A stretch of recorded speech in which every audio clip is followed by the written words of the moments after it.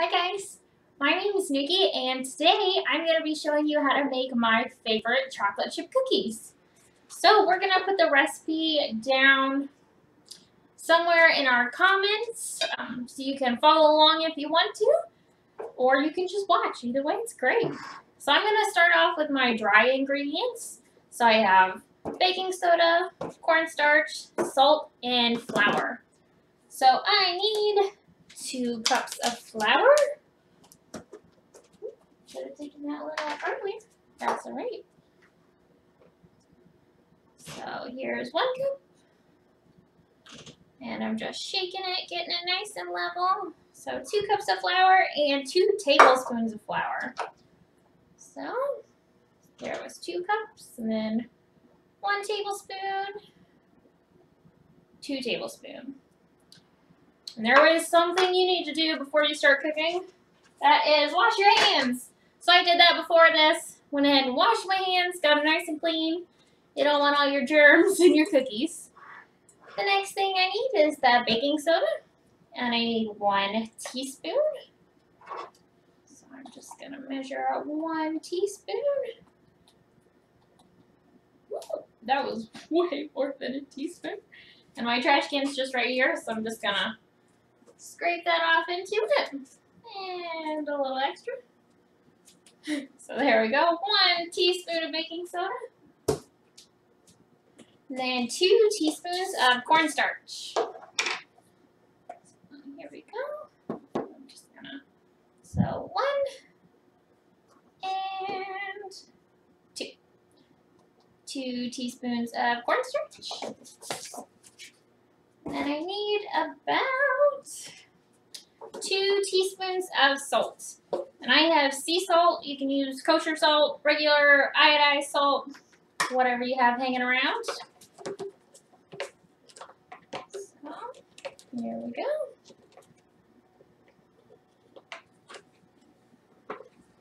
And 1. And then another 1. Since I'm at the end of the salt, it's getting a little bit difficult to get it out. But there we go. 2 teaspoons of salt. So that is all of my dry ingredients. I'm just going to take my spatula here and just mix them all together. And then I'm going to set them to the side. So we're going to save these for after our wet ingredients are all mixed together. There we go.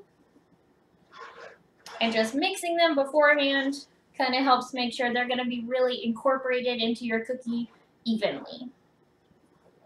You could also use a sifter if you'd like. Sometimes I do. I'm just not feeling it today, so we're just going for it. There we go. I'm just going to leave these over here. Then I have a bowl for my wet ingredients. So wet ingredients are sugar, butter, eggs, and vanilla. So I'm going to take my butter, and I need 1½ sticks of butter, which is 3/4 of a cup. So, there we go. And my butter is always at room temperature. I just leave it out. So it's easier if you start with room temperature butter. It's easier to mix in with your sugar and combine it all. So here we go. 2 and 3. So this will make my 1/3 of a cup. 3/4 of a cup. That's the 3 out of the 4. There we go. Then I also need sugar. So I use regular white granulated sugar and some dark brown sugar. So this is my dark brown sugar, and I need a full cup of it.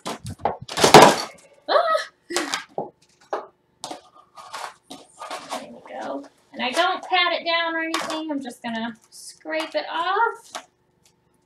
1 full cup of dark brown sugar. And then 1/2 cup of regular granulated white sugar.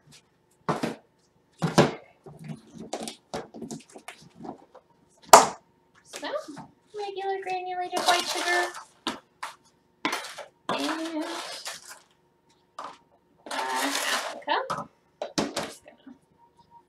Make sure it's level and add it in. And what we're going to do now is called creaming your butter and your sugar together. You can use a mixer to make cookies if you want. I never do, or I do sometimes, but not feeling it today. I normally do them by hand. So right now I'm just taking my spatula and stabbing my butter a whole bunch. It's kind of chopping it up into little pieces, which is going to make it easier to cream into the sugar. This is going to take a little while, so we might speed it up.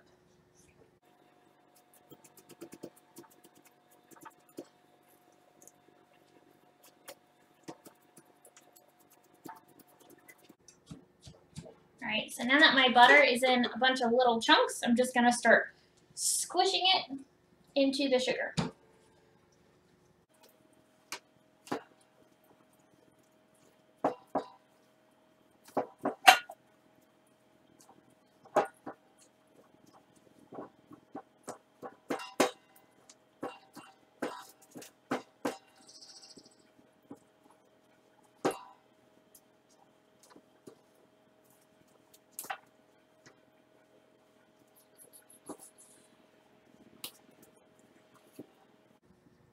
All right, so I can tell that my butter and sugar have been creamed together. You can kind of see it's all one color now, so you can't tell the difference between the dark brown sugar and the regular sugar or any chunks of butter, and it's just kind of smooth. All right, now that we have that, we're going to add our eggs. So I like to make a little divot in the middle and crack my eggs into it. So I have 2 just regular eggs. So here is 1. And, ooh, crack that a little too hard. 2. Then I'm just going to combine that. I'm going to break up the yolks, get it all mixed in. You don't need to scramble your eggs or anything. Just mix it until you can't tell the difference between the egg and your creamed butter and sugar.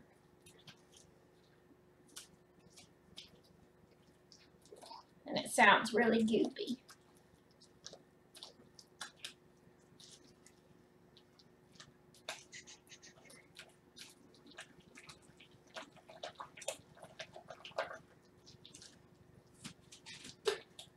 All right, so now that my egg is all mixed in, I'm going to start adding my dry ingredients just a little bit at a time.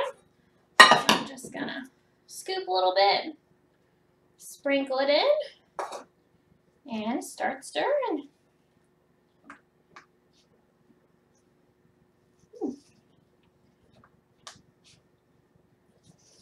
And depending on the size of cookie that you want, this can make from about a dozen to 24. Normally I get about 2 dozen, so about 24.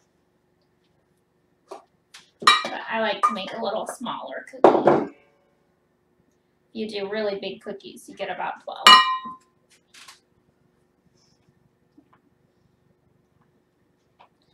And just mixing our dry ingredients in a little bit at a time.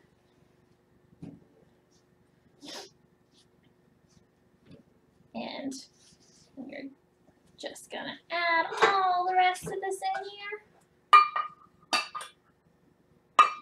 There we go. And then, here we go.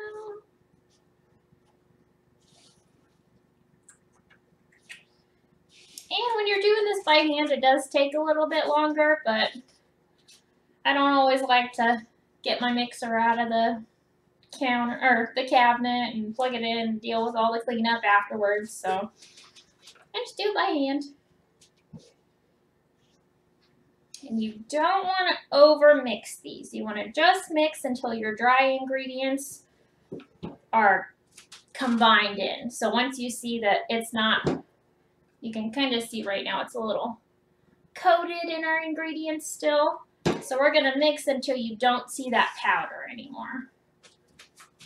You want to make sure you get the corners of your bowl. You might get pockets down there, so just scrape the bottom, scrape the sides. Make sure you're getting all of it.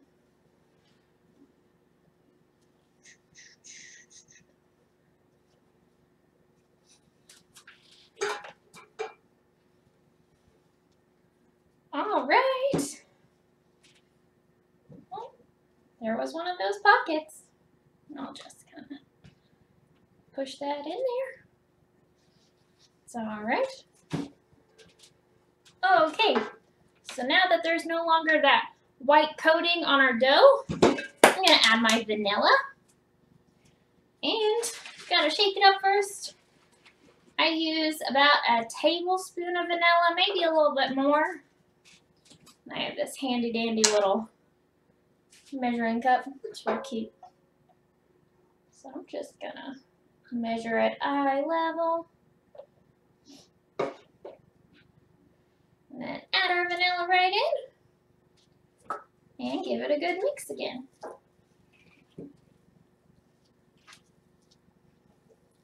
Just until you don't see the liquid squishing around anymore. And it's a lot easier to not overmix if you're doing it by hand. When you're using a mixer, it's easy to overmix. Then your cookie might not have the same texture.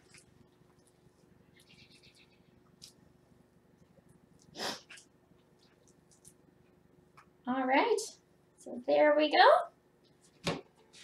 So right now, this is just my base cookie dough.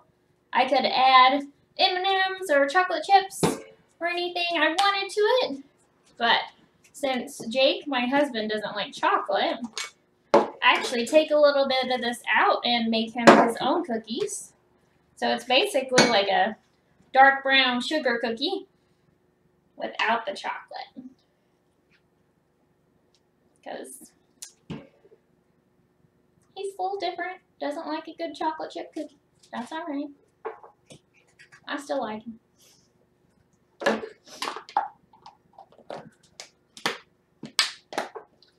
All right.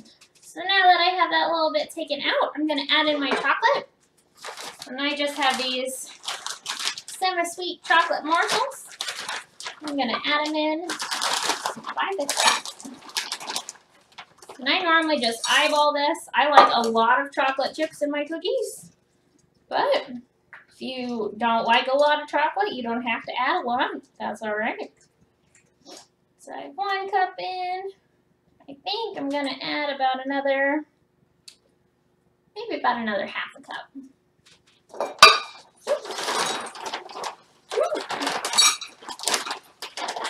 There we go.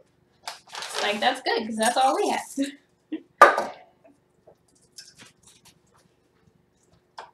Okay. So, just got all my chocolate chips nice and mixed in there. They're really incorporated well. No spots without them. There we go. Now, I like to set and let my dough cool, so I'm going to toss this into my refrigerator for about an hour to, you could leave it up for a few days if you wanted to, but an hour is a good enough amount of time. So there we go. Lid on. I'll toss these in the refrigerator and see you guys in an hour. Alrighty, so it's been about an hour for me, probably about 2 seconds for you guys. I went ahead and cleared off our cabinet, our little island. Now I have a cookie sheet and some pan, and I have my oven preheated to 350, so it's working on getting hot right now. So I'm just gonna lightly spray my pan, and then I actually like to take a little paper towel and just go over that. Just kind of smear it around real good. There we go. And then I have my cookie dough here. It's nice and cold now. It'll be easy to form little balls. Boom. I have a cool little cookie scoop. It's about 2 tablespoons, which is the cookie size that I like to make. So I'm just gonna take a big old scoop, pop it out into my freshly washed hands, and roll it into a ball. There we go. So I'll just pop that baby down, and I'm gonna fill this whole tray with the similar size scoops. Roll them into balls. I keep them about an inch apart per cookie. There we go. And it's nice when they're cold like this right out of the fridge. That way the dough's not sticking to your hands too bad or anything. There we go. So I'm just going to fill up this whole tray. And this is a fun activity to do with little ones. If you have any at home. I like to bake cookies with my niece. She's super cute. She helps me stir the dough and roll out the cookies afterwards, kind of. She's only about 2, so she tries. But it's still a lot of fun, and then you get to eat cookies afterwards, which is the best part. And if you have older kids, you can talk about measuring and how baking is a science, and the ingredients that you add react with each other, and that's what makes the cookies rise up or stay flat, depending on what you put in.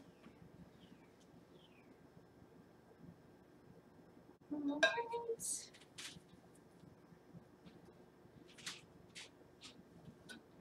We're getting there, about full. And then once our tray is full, we'll be able to pop it into the oven for somewhere between 10 and 14 minutes, just depending on your oven, the temperature outside, how your cookies are feeling. Normally it's around 11 minutes, but I start checking on them at 10, and sometimes they take longer. Sounds like our oven is ready, and our cookies are about ready too. I'm gonna make one more. All right. Here we go. So I have all my cookies on my tray, and I'm just gonna pop these into the oven.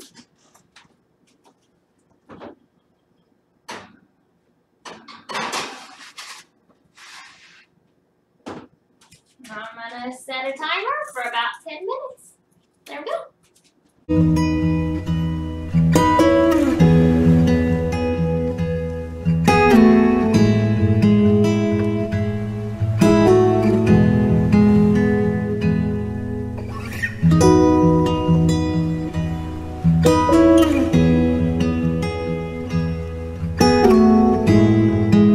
Alright guys, so our cookies are all done baking. They took about 12 minutes. You can see they're not shiny in the middle anymore, nice and dull, so that way I know they're cooked all the way through. And they've been sitting on the cookie sheet for about 3 minutes or so, and that's about how long I like to leave them. And I just get a little spatula, scrape them off, and put them onto a little cooling rack. So, there you go. I hope you guys liked this video, and hope you get to make some cookies at home. I'll see you later. Bye.